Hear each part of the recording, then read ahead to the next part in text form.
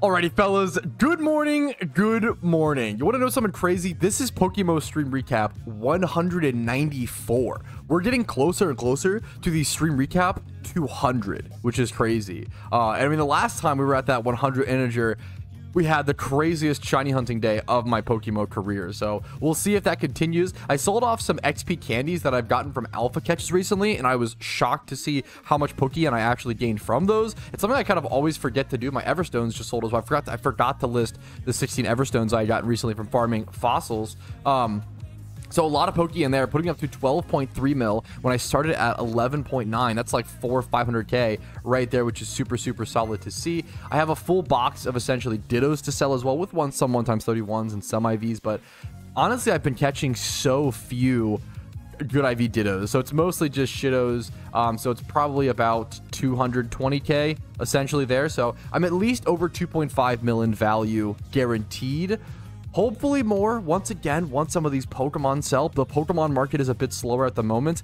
Items and stuff are selling. Pure yen methods are good, but Pokemon themselves are pretty slow right now, as people are mostly saving for event season. So once these all finish, once all these listings cancel, I will relist them for much cheaper. But there actually is an alpha spawn right now that I'm gonna go work on catching. So I'm gonna go grab my Spinda, grab whatever catching Pokemon I can, and then I'm gonna be heading back to fossil farming with data today. I think that is just, it literally is better than trainer reruns. It can not be better than Jimmy runs, but meet Jimmy runs. I feel like I'd rather save my Jimmy run for when I'm tired and I want to do that towards the end of the stream. We'll do that to finish things off, and then start off focused, locked in, doing all of that data farming while fossil farming. So just making like 280k Pokemon per hour from that. So let's go grab all the Pokemon that we need. Everything with Spore to help me catch this alpha, and maybe some DPS, some backup DPS as well. And I will see you guys at the alpha Pokemon.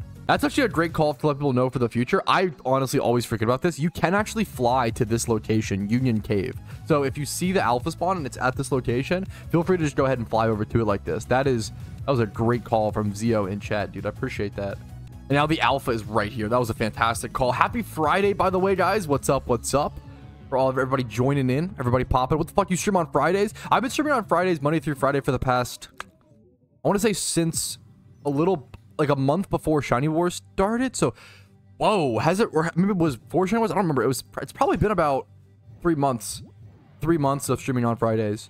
But usually I would just do Monday through Thursday for a while. Yeah, and I'll also be streaming on the weekends, obviously, coming up. So like Saturday, Sunday will be happening here as well. Now, not both Saturday and Sunday, but I'll be streaming on one or the other, depending on the catch events. Because of this big, like, 8-week catch event that's going to happen, I'll be either streaming on Saturday or Sunday, because the catch event will always be on one of those days. Hopefully, I don't miss too much football because of that, but you know what? I think it's worth it, arguably. Worst case scenario, we could put the Ravens game on the TV in the back here. So you know what? That'd be kind of fun to watch with chat.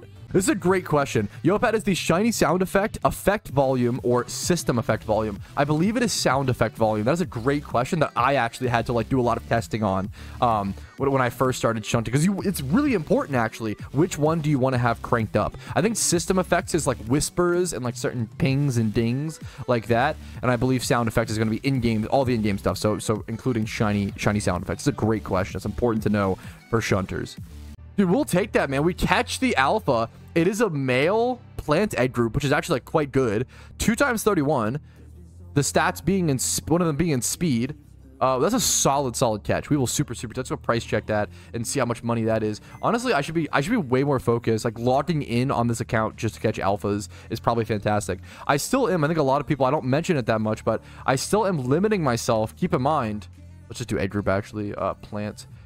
I am limiting myself to 4 to 6 hours on this account every day. So all of the money that you see that I've gained, the maximum that I've played in a day is 6 hours. I do not let myself, because I think that's important, because the average player, the whole point of this challenge is to be a representation of what the average player could achieve if they put in the time and effort and had the game knowledge, right? Had the resources, right? So I think it's really important to show people. This is not a totally from scratch series. I've done many from scratch series in the past, but this is if you're a returning player to the game with a bunch of utility Pokemon, but you're at 0 Poke-Yen, what could you do? And it's been cool to make that grind to 20 mil. So right about 12.5 or so at the moment.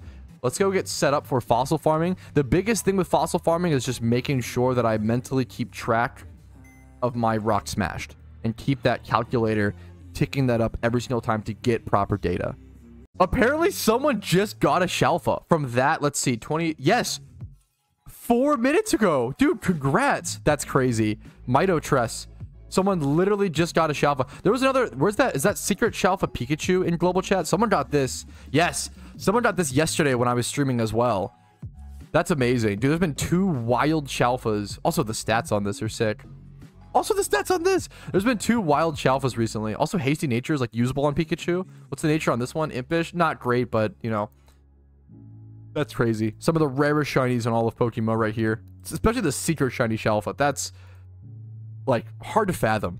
Yes, if you're watching this stream recap, that probably means that the catch event that starts the like 8-week long PvE event catch event starts in like an hour. So if this goes live at 8 a.m. So please make sure if you want to participate, it's 9 a.m. ET tomorrow is the first catch event for the whole like long PvE challenge. I've made a few videos on it. If you're watching the live stream now, go check it out.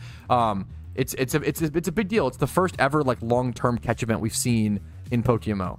Dude, one of the funniest things, I don't mean this is kind of like a complaint, but apologies, but like one of the funniest things pointed out to me about the catch event, the catch event prizes are unironically better than the Shiny Wars prizes. And it makes sense because there's only going to be 3 winners for the catch event, but I almost would have preferred to see this sort of 8-week trial format and then like a top 3 finals or whatever in Shiny Wars versus, oh, you just win RP, right? The fact that for the catch event, you win Shiny Aerodactyl, Shiny Nidorans, like you're actually winning Shinies for the catch event stuff, but if you grinded Shiny hunting for 2 months, for 800 hours, you won 500 RP, if you were lucky. That's a little crazy, but you know, what are you gonna do? Hey, we're over at Turnback Cave now. I'm gonna go and get all my Rock Smash data notepad document up. Make sure to go ahead and edit it, get it fixed, get my timer up. There's just so much information. Wow, that's a big thing on screen. So much information to keep track of while doing this to properly sell off your data for Pokéyen. A guide is coming, I think Monday or Sunday. Sunday or Monday, there is a guide coming on how to sell your fossil farming data for Pokéyen and how to do all this money-making method, because it is coming very, very soon. I'm like going through my mental checklist of what I have to do. So I have my notepad document up. It has all the data ready to be entered. We can go ahead and then close that. Now what I have to do is start a new encounter counter profile. So if you see me at 0 encounters or a low amount of encounters, I did not get a shiny. This is just so I can collect Rock Smash data. So we're going to start at 0 encounters here. Other than that, I think I sold off all my fossils. No fossils in my inventory. No hardstones. No everstones. We are ready to go. I plan to do this for like quite an amount of time today. I think I want to do this for at least 2 hours, arguably 3.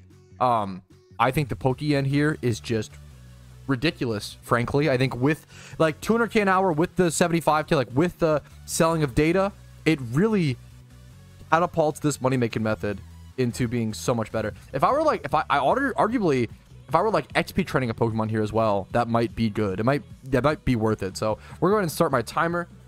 We're going to do the first hour, fellas, starting now. Okay? 3, 2, 1. Let's go. First rock. Let's see what it looks like. We got 1 encounter on the calculator. Correct.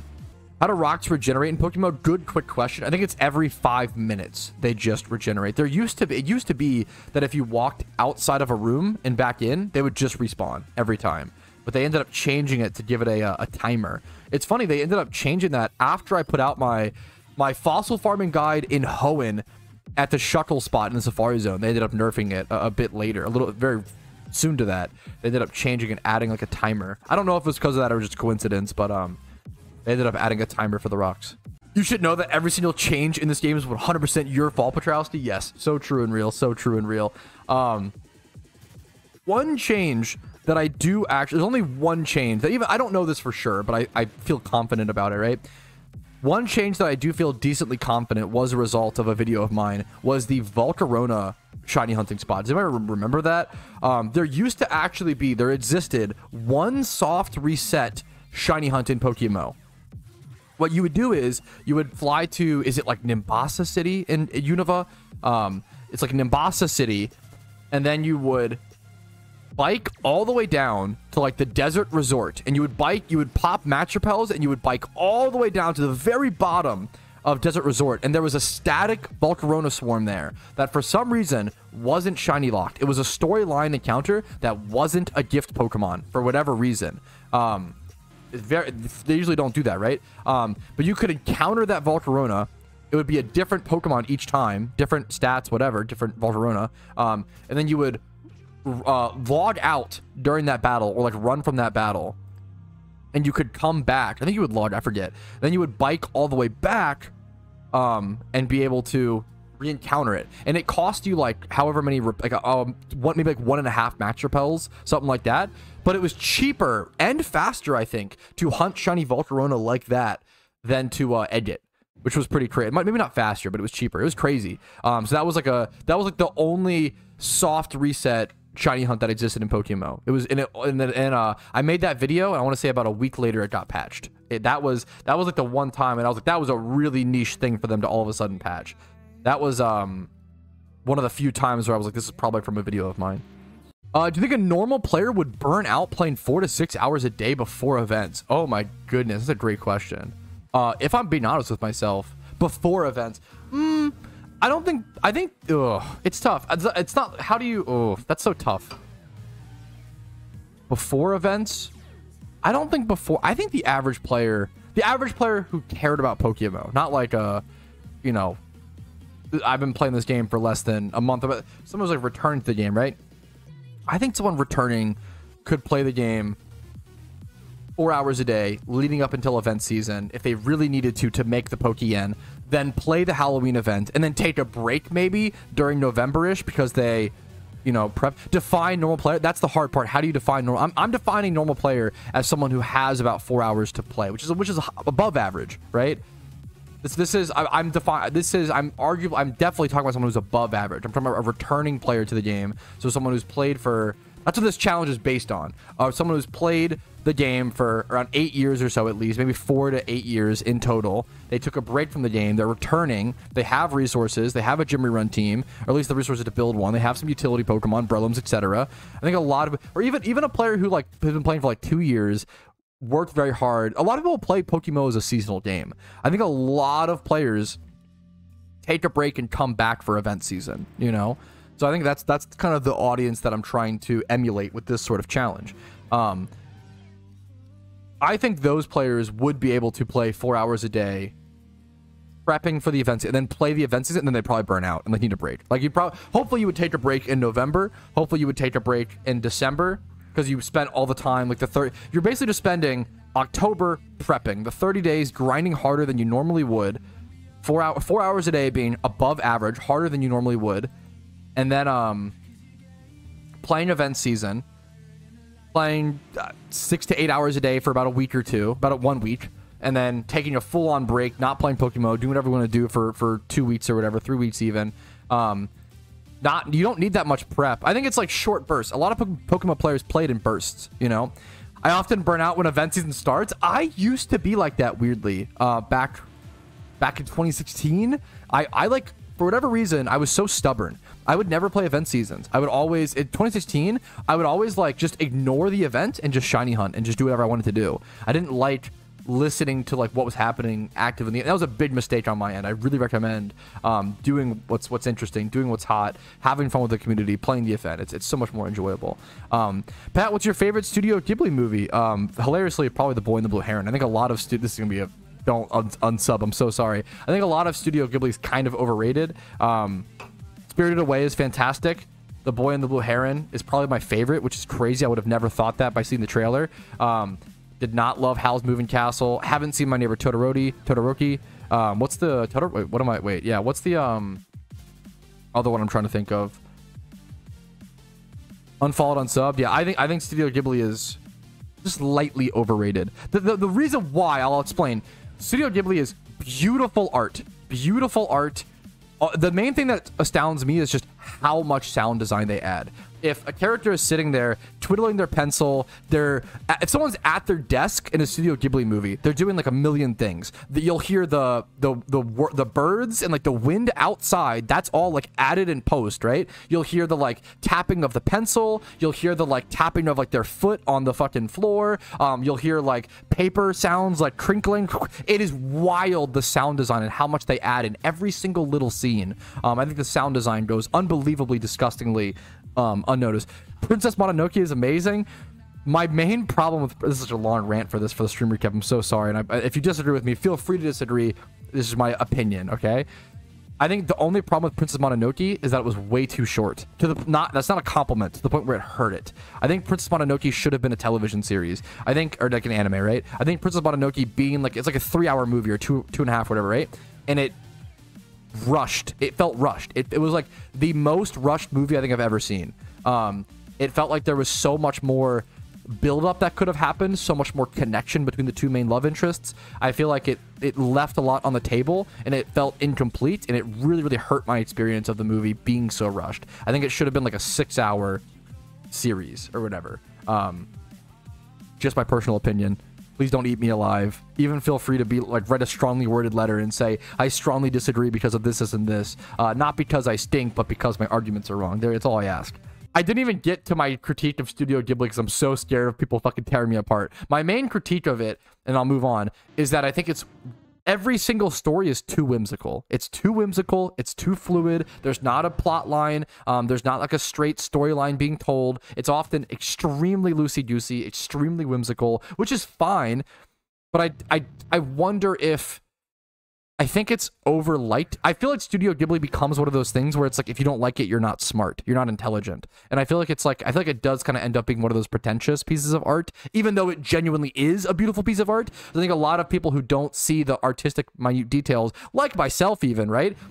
We don't like it as much, but instead of saying, oh, I don't really enjoy this because it's just like very artsy, everybody just kind of, it becomes like a bandwagon of, oh no, Studio Ghibli is actually the best, and it's actually amazing, and I see all the details, I promise. That's honestly a really good thing to talk about. SPIDGET right now in the Pokemon community is been advocating for the addition of Heatran for a long time. And I always say, I don't have much of a hard stance on it because I just don't know that much about PvP or even like PVM calcs and stuff. I know shiny hunting, I know grinding, I know general information and general guides in PokeMMO. I'm not going to know the nitty gritty of other things. There's only so much time you have to learn things, right? So I don't know the most about PvP. I don't know the most about PVM calcs and how Heatran would be in PV. I don't know if it'd be balanced or broken or whatever, right? But I like to hear all the arguments. I like to hear everything presented and hopefully represent them, right?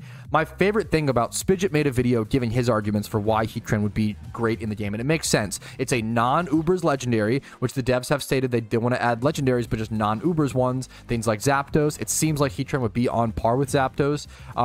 I really liked that one of the big arguments he gave, and this is like the sign of a good, strong position, is if you can accurately like give checks to it or counter positions, right? So something he said was something to keep an eye out for is that he basically argued checks for Heatran to make it balanced. He didn't say, oh, here's all the dumb shit. He didn't say like, oh, Heatran could dumpster Scizor. Heatran, here's all the things that Heatran could hard counter, and that's really pog and cool. Therefore, he's strong, right? He also said, well, wait a minute. Here is Tyranitar, Assault Gear Tyranitar, right? Assault Gear Tyranitar actually naturally checks Heatran right now. Like, he wouldn't even have to adjust to the Heatran metagame. So there are already checks in place for Heatran in the current metagame, which I think is really, really interesting and really important to call out. I think SPIDGET did a great job. I think check it out, the SPIDGET video going over Heatran. He's really, really passionate about that topic. Whether you agree with him or disagree with him, feel free to just have a discussion about it. Don't just say, I've seen a lot of people, not a lot, but some people say like, oh, this guy disagrees with me, therefore he's stupid, or, you know, blah, blah, blah. Someone left a comment saying that, oh, it's Petrowski's so dumb, he thinks Landorus would be broken in PvE, yada, yada, yada, or PvP, or whatever the fuck. All he ever does, he said this, he said, all this guy does is quote other people's opinions for PvP. And it's kind of funny to me because I always qualify and I always say, I don't know that much about PvP. So do you know what you do when you don't know that much about a topic? You don't invent your own opinion. You don't say, oh, let me make up my own opinion that I don't have much information for and experience for on this topic. No, what you do is you quote experts and you qualify that. You say, hey, this isn't my opinion. This is just what I hear from experts to spread that information to the community. Like, I'm not a scientist, right? If some scientist tomorrow, if 99% of scientists agreed that fucking, I don't know, bro, blinds on windows caused more sunburn, right? Who am I to sit there and say, oh yeah, I don't think so. Like, I'm not going to come out and give my brave opinion. I don't fucking know. I'm not a scientist. It's arrogant in insanity to think that I would give my own opinion on a strong, like, staunch opinion on PvP when I don't practice PvP. I don't put the time into it. It's funny. Yeah, I put time and effort into not spreading misinformation, but then people get mad at me for not spreading misinformation. Certain PvP players, they get mad at me because I'm a shiny hunter and because I state expert opinions, but then they're also mad that I don't have my own opinion. I don't know. It's almost like these people are just angry people who can't be pleased no matter what you do. That's just the internet sometimes. But I think it's important to talk about. So go check out the SPIDGET video. Really good video going over the positives and negatives of Heatran and how it would place itself in the PokeMMO OU metagame. That's a great question from Roger Rips. If Pokemon released their own Pokemon MMO, like Nintendo released their own MMO, would you pivot and play that over PokeMMO? I absolutely would for at least a month or so, right? If Nintendo released an official Pokemon MMO, I'm gonna be honest, I would ditch PokeMMO for at least a month or so. Because I gotta go try it. That's a big deal, right? I don't even know if there's, I don't even know if there is an analogy. I was gonna make an analogy, but I don't know if there's one that exists, because it's like, it's such a unique situation, right? Yeah, if Nintendo released their own Pokemon MMO, I would go play that game nonstop for a month, and then I would essentially come to a decision: is this better than PokeMMO or no? And then make the decision of which one to stick with. I really just want to play the best Pokemon MMO. A lot of people like to think that I may have, which is a fair critique or fair worry, that I may have, what's it called? Sunk cost fallacy, right, with PokeMMO. But when I came back to PokeMMO a few years ago, when I started making content, I only had around 2,200 hours, and now I have 6,000 hours in the past 3 years or so, right? Extra. I played, for reference, I don't feel like I'm in any sort of sunk cost fallacy. I feel like I really want to play the best Pokemon MMO. That is the most important thing to me. And a good example, example of why I'm not and why I don't feel like I played RuneScape for 20,000 hours over 4.5 years. I was obsessed, and I got very good at it, and I was very competitive. Really love RuneScape with all my heart, right? When I was done with RuneScape, I cut off cold turkey. I was doing something every single day for 9.5 hours on average, every single day for 4.5 years. And once I completed my goals, I just moved on. It wasn't even like I didn't have any withdrawal symptoms. There was nothing. I maxed my Ultimate Iron Man. I did some post-game stuff. I was like, you know what? I feel like I've done all I need to do in the game at the moment. I'll probably come back to it at some point because you never truly quit RuneScape. I'm going to move on to PokeMMO. And that's how it went. And I'm sure that will happen with PokeMMO at some point. I'll finish all my goals. I'll do what I want to do. And I'll either move on to a different game, onto a different Pokemon, or whatever it may be. Right now, thankfully, I think content creation adds so many more goals, like, than just the game has, which is definitely a huge positive. All right, there's the end of the timer. The cuckoo sound goes off. There's no item on this Graveler. I'm gonna go ahead and pause. Hey, chill, cuckoo. Goddamn. We're gonna chill. We're gonna leave this cave temporarily, I think, just to go. Do I even need to leave the cave actually to enter all my data? Maybe I just keep going. I might just go for hour number 2 back to back, honestly. Unless I need something else to do. But we'll sit for a sec. I've been doing Jimmy runs with a friend who has strings and I don't, and he always gets to Morimoto before me. Dude, I say this all the time. Strings are broken, like, to a point where it's kind of silly, and it's weird, right? It is weird to me that to play efficiently in PokeMMO, you have to go download this, like, custom third-party editing the text of the game, like, weird add-on that's on the forums, but sometimes not on the forums, sometimes on Dropbox. Like, it's weird. I would love. I think it is. I've said this a lot throughout the last year or so.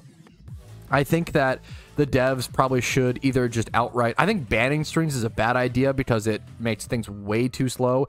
Egg hunting is already tremendously slow. If they banned strings, it would literally make egg hunting 2 times as slow. It's insane. You go from like 400 eggs per hour to like 500 eggs to like 200 eggs per hour. It's crazy. Yes, I do have a video. If you're looking for custom strings, I do have 2 guides on it. If you Google custom strings guide PokeMMO, I have 2 video guides on it. Thank you so much. Yeah, missed. But yeah, strings are a weird thing. I think the best answer is for the devs to release a standardized set of strings. That's like, hey, here's the set of strings that everybody can use to be on the same playing field. Go use that. It makes things, you know, faster, cuts out dollar, whatever.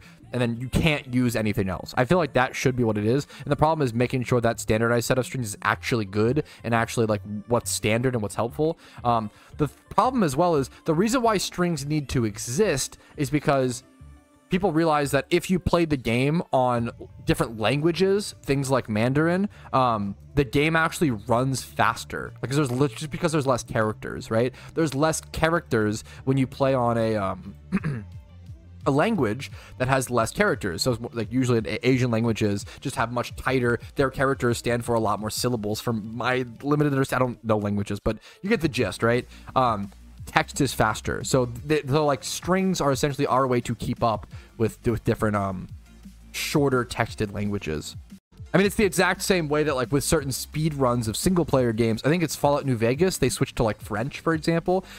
You switch languages to whatever is the shortest text time. Okay, we gave a new player a free Chimchar. We healed our Pokemon. We talked about a few things. I think we just head back to fossils, fellas. I think it's the best strat. I think it's so good.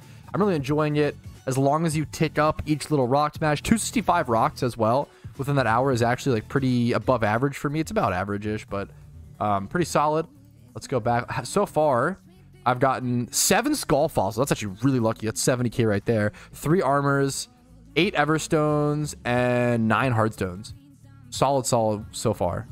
This is a tough question, but it's a good question that's worth taking the time to answer. Hey, Pat, if you could boil down PokeMMO to its core components, what makes it the best Pokemon MMO? I think number 1 that comes to mind is just economy and sustainability. I think an MMO needs a sustainable economy. I think it has to happen. If that doesn't happen, I think it always dies. Every MMO without, not every, but most MMOs, when the market dies, the game dies because players get frustrated. They can't sell stuff. They can't buy the things they need. That's all reliant in a multiplayer experience like an MMO. So I think economy number 1. The ease of trading and ease of access of PvP, like right-clicking. We take for granted how amazing the matchmaking system is. The fact that we can just sign up for a PvP game and jump into a game whenever we want is insane. This didn't exist for a long time in Pokemon's history, or it wasn't used, right? So this being a thing, the PvP system, the ease of access, being able to right-click someone and trade them, being able to see people in the overworld, the amount of community events. There's a lot like that just it really stands out in comparison to other. Honestly, the other thing that isn't talked about as much is just the familiarity, right? People being, it's so, because PokeMMO is so traditional and so similar to the mainline not mainline, but like the visuals and stuff, like because it is so similar in comparison. So many other games like Poke1 and Pro and PBO do their own art style. They do their own like cities and regions, and even if they don't do their own, it's still confusing. Like the fact that it's so similar and traditional makes it so much easier for people to jump into, in my opinion, and that really does a lot, honestly. And there's positives and negatives to that traditionalism for sure. But I'm gonna go. That's a great question. Thank you for the Twitch Prime, Misto. Thank you so freaking much. I'm gonna jump into my next hour of fossils. We're gonna start the timer in 3, 2, 1. Boom. Let's get into it, fellas. See you guys after an hour. I definitely think something I wish I did better over the past year or two. I think I have been, after doing trainer reruns recently. Now, trainer reruns, I wouldn't recommend trainer reruns to a veteran player. To an intermediate player, maybe. To a veteran player, no. What I would say, I would recommend trainer reruns way more to new players. Way more. Just needing 1 Pokemon in a cloister and essentially 1 region to do like 90% of the trainer rerun with Sinnoh. Like if you're a new player and you have Sinnoh done and can afford a 2x31 Adamant Cloister, I think trainer reruns are actually amazingly solid cash. Now, I think doing Unova and getting into gym reruns is quicker is better, but the Cloister Sinnoh stuff, I think I should have recommended that way more to new players. I think trainer runs for new players is fantastic. I think it's... Once you reach intermediate, you make around 200k per hour doing trainer reruns usually. A lot of people will use different numbers, but often it's because you're like conflating profit versus revenue, right? If you're popping like a 75% charm or whatever, you have to deduct that, right? So like usually I make like 220 to 2. I'm sure you can make more. I'm sure you could make more than obviously I do. People have been doing trainer runs for longer, but you probably can make around maybe maximum 250k on a trainer rerun would be my guess, unless you're weaving in something else or other things, but be my guess. I could be wrong. So they're not as good as Jimmy runs, which make around 300 to 400k depending on what run you do. And then but you can do them every 6 hours, which is important. But they're also not going to be as good as something like breeding for profit or like flipping. So I don't want to oversell trainer reruns. I wouldn't recommend trainer reruns to a veteran. I would recommend them to an intermediate player to at least learn them and maybe do them a fair bit. And then I would vehemently recommend trainer reruns to new players. That's for sure. Oh, here goes the timer, fellas. 2 seconds, 1 second. Cuckoo, cuckoo. Cuckoo. Okay. That is 2 hours of fossil farming data. That second hour, I did way less rock smashes. I was way more distracted. But that's still like a round average. It happens, you know? I think I'm going to go ahead and call it here. We're going to go do, not the stream, but we're going to go stop fossil farming for a sec. We're going to go get our data set up. I need to make sure I have my spirit tube numbers though before. I do actually. Okay, wow. I need my golem number though. I got pretty lucky with that. So let's go actually, let's just write stuff down before we leave actually. That'll be the strat. So you should be able to see my notepad document over on the left. We got 2 hours, rock smashed, 495. Let's see. Skull fossils. How many did we end up with? That's the big... 17. I got really lucky on skull fossils today. That's 170k right there. Armor fossils. 6. Everstones. 17. Wow. Hardstones. I feel like the Pokemon from this 11 is going to be nice. Very few hardstones, which is good. Rock smash encounters in total. We don't know yet. Graveler 251, Spirit Tomb only 2, Golem is the last one.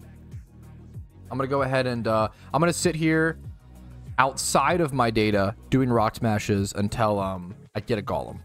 Okay, this is really funny. Somebody in my chat asked AI, what is it like to watch a Petrowski stream? And it basically just glazed me. Half of this is just incorrect, obviously. But it's interesting because the words that it uses is actually indicative that AI is learning about PokeMMO. I did a video like AI making a PokeMMO video like a year and a half ago when it was like kind of really popular or whatever. And it was like very bare bones. Like AI did not know much about PokeMMO at all at that point. It's learning a lot more about PokeMMO, which is obviously a very niche game and niche thing in the overall, you know, reality of the world, right? What is it like to watch a Petrowski PokeMMO stream on Twitch?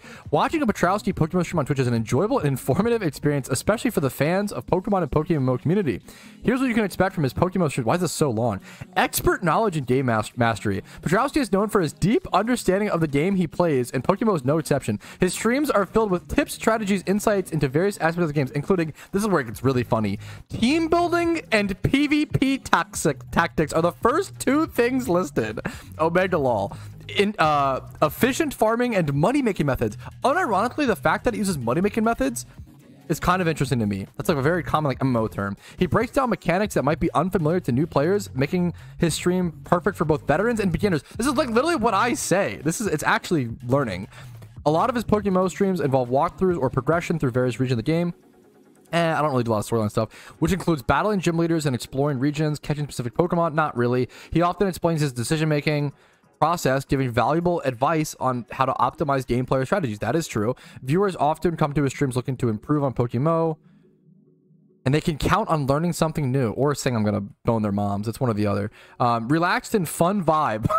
I don't know about that, dude. Like his other streams, Petrowski's PokeMMO content has a relaxed, chill vibe. I would not say so. Whether he's training his Pokemon, battling opponents, or with other people, his streams are laid back and often accompanied by friendly banter. Okay, wait a minute. He creates a welcoming space where everyone feels comfortable to hang out, chat, or ask questions. I'd like to think I do. I don't always do a good job. Community interacts frequently with his chat. That is true. Whether answering questions about the game, discussing Pokemon-related topics, or just engaging in casual sex with his viewers' moms. Okay, they didn't quite say that, but you know what I'm saying. He's approachable, and his streams often feel like a friendly gathering of fellow Pokemon enthusiasts. He's also quick to explain game mechanics when viewers ask. Quick is arguable, helping them understand the intricacies of PokeMMO. Competitive gameplay. If you're interested in competitive Pokemon battling, Petrowski often dives into PvP. No, I don't. Discussing meta strategies. Watching him compete. I play randoms, bro. Watching him compete in battles. Build his teams. I don't know if I've ever built a team on stream ever. Unironically. And react to various in-game situations, offer a great opportunity to learn more of the competitive aspects of PokeMMO. Do not watch my stream for PvP advice. Please go watch AFC Adino, SPIDGET, or Smooge, or someone else. Thank you. Exploring the MMO features. PokeMMO adds a multiplayer layer to the traditional Pokemon games. And Petrowski showcases the game during his streams. He interacts with other players. It's just saying the same shit. MMO stuff. Okay, interaction, sure. Exploring the MMO features. Yeah, same thing. Consistency and routine. Okay, okay. As with his other streams, what does this mean? My RuneScape streams? Petrowski is consistent with his content. That is true. Whether he's shiny hunting, trading up new Pokemon for PvP, why stop saying PvP, or completing in-game objectives, you can expect a structured stream. They didn't really mention shiny hunting. That follows a regular schedule, making it easy for. This is true. In summary, watching a Petrowski PokeMMO stream is fun, hopefully, relaxed, definitely not. Highly educational, highly is a stretch, particularly if you're a fan of Pokemon or the Pokemon community. His streams combine expert gameplay with a friendly atmosphere, once again questionable, offering something for both casual and competitive fans alike. That is the goal. Hey, thank you, AI, for glazing the crap out of me. I mean, hopefully I can live up to these standards, but what a meme. What a meme. It's kind of crazy to see it learn so much about Pokemon over the years, and thank you to Oso for actually asking that question to AI and probing its little brain and seeing what's going on. Finally, there's the golem. Took me a little bit, but we have 5 golems within that hour. Our data is done. I will send that over to the Archaeologist Anonymous Discord, head out of here, and go start my gym rerun. Dude, that's super interesting. Okay, this is also just from an AI, so don't take this as objective fact, but Oso asked the AI, I assume ChatGPT, I don't know which AI is using, but he asked the AI what's the best Pokemon MMOs, and it gave us the result. Number 1, PokeMMO. Number 2, Pro, Pokemon Revolution Online. Number 3, PWO, Pokemon World Online, which is a shot. That's an old one that I think is not good, but that's crazy to me. And then number 4 is Temtem. Didn't mention Pokenexus, didn't mention PBO, didn't mention Poke1, which a lot of those are, I mean, Pokenexus isn't newer. That's crazy. That's pretty interesting. Dude, that's wild to me. I was going to say, I'm pretty sure PWO, aka Pokemon World Online, is much older than PokeMMO. Pokemon World Online released in 2007. That, like, PWO. That was one of the legit, like, OG Pokemon MMOs that I played back in the day. Now, it's pretty, like, I assume it's dead nowadays. I don't actually know the player count. I haven't heard about it in a long time. But it's crazy to see that it still pops up on the AI stuff. It's interesting. It's cool to see the history of Pokemon MMOs like that. Now, speaking of my encounter counter, we're actually going to fix it. We did 429 encounters while rock smashing. So we're going to take 426 and add plus 429, giving us a new total encounter counter number since our last shiny to be 45,855. So pushing 46K here kind of soon. All right, next up will be the gym rerun, but before we jump into that, I do want to go ahead and sell off all my stall fossils and such. So let's go ahead and start working on that. We got 17 skull fossils. I'm really, really happy about that. That is going for, also, I might sell them. I think it's worth to sell them for that 10,997 number, even if they sell a bit slower. Items just sell so fast in general. I don't mind being patient on these. That's 186K just from those. That's amazing. How much are armor fossils going for? I also just feel like fossils are one of those things that are bought up every so often. I might even go like the high number on these, and just if they take a sec to sell, that's okay. I'm okay with that. I'm okay with those being a little slower. Pokemon less so, but items I'm okay with slow selling a little bit. So we'll list those. We have Everstones as well. Everstones, Hardstones will just go straight to the Pokemart, which is nice to get direct Pokeyen from that. 66,798. 19 of them. How much is that going to be? 130k there. Dude, that is sick. That's actually awesome. Thank you for the, oh my god, the bits coming in. Let's go sell those Heartstones as well. This is a great question in a tough situation, Tally. Okay, Pat, I need some encouragement / advice. All I want to do right now is Shalpha hunt. However, I don't want to spend all my money before events. How can I passively Shalpha hunt? How can I break even? Or is it just being smart with eggs? I would work on, there's two things I would do. I would make Pokeyen to obviously help your Shalpha hunt in the future.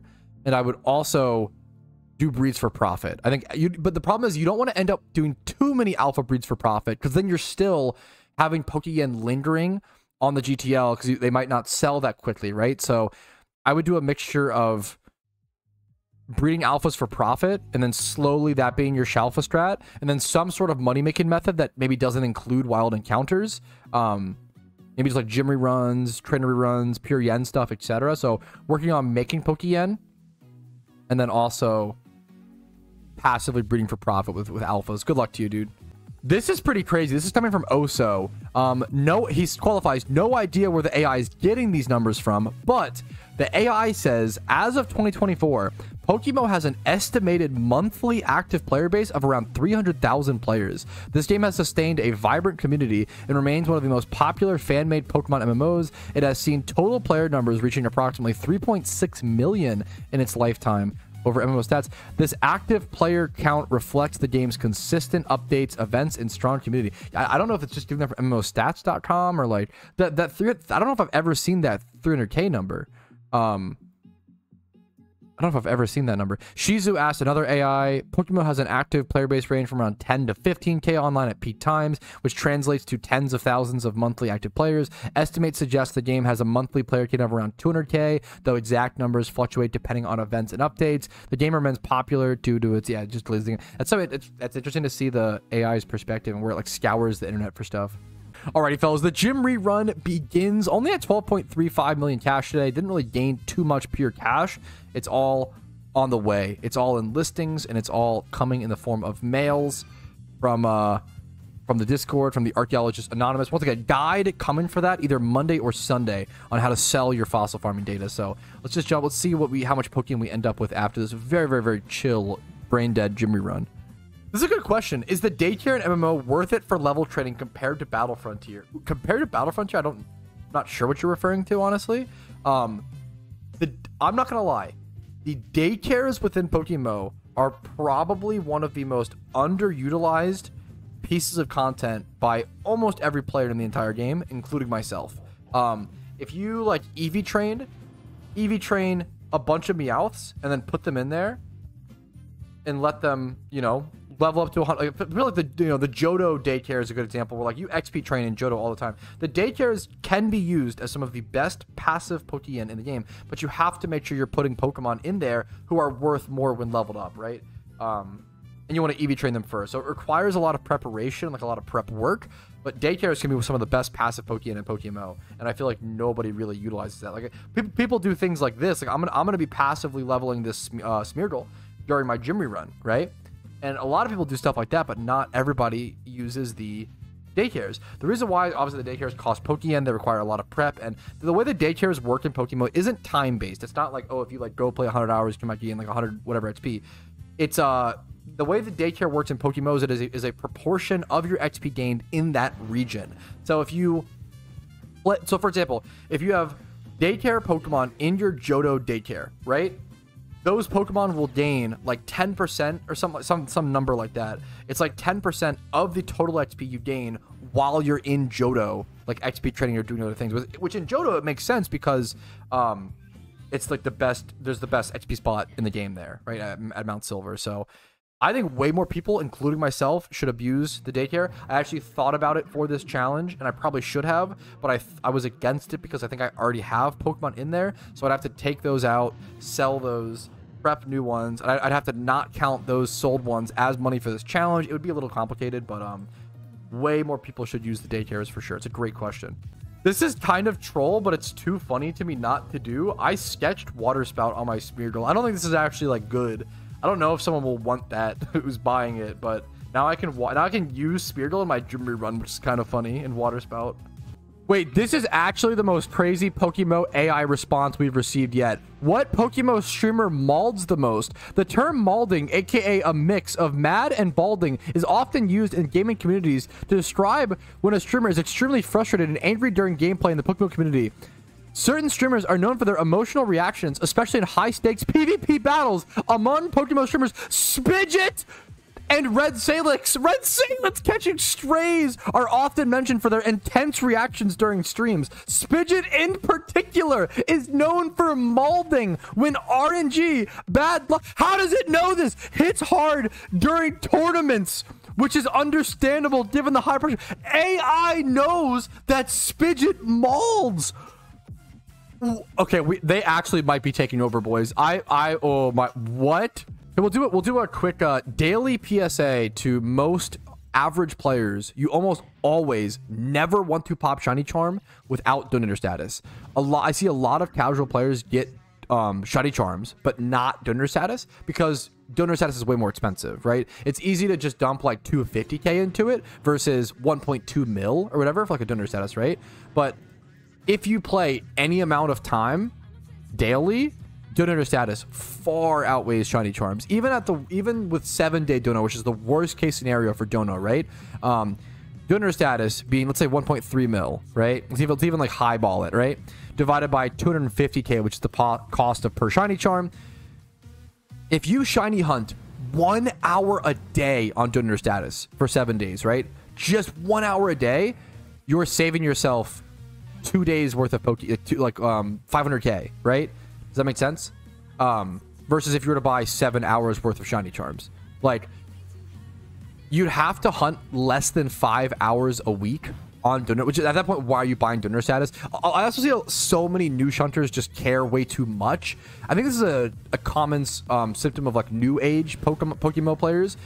Donor status and Shiny Charms were not looked at as requirements for the longest time. They still aren't. But a lot of veterans and high-end shiny hunters now use them because they just have so much Pokeyen and they only really care about shiny, so they don't mind pissing it away. But casual players who like only have 5 to 10 mil, I do not recommend you guys buy Donor status. Like, you should only be buying Donor status if your net worth is like over 100 mil, over 50 mil. Like net worth being like not just your pure cash, being like all your utility Pokemon, your run team, etc. It's not worth it. The time you're saving versus the Pokeyen you're spending is just not going to be worth it a lot of the time.